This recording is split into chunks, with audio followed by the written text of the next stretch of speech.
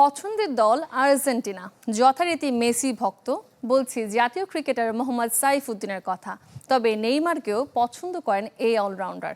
এবারে বিশ্বকাপ দেখবেন সপরিবার। তারকা অ্যাথলেটদের বিশ্বকাপ ভাবনার চতুর্দশ পর্ব আজ। অবশ্যই আর্জেন্টিনা, এর পাশাপাশি লায়নেল মেসি যেহেতু আছে, এই জন্য আরও বেশি আর্জেন্টিনা সাপোর্ট করা। ফলে প্লে স্টেশনে আমার একটা টিম আছে, সেখানে মেসি, নেইমার, রোনালদো এই তিনটা অ্যাটাক নিয়ে আমি সবসময় খেলি। কিলিয়ান এমবাপ্পে, সবগুলা প্লেয়ার নিয়ে। তো এই ক্ষেত্রে আমার নেইমার খুব পছন্দ।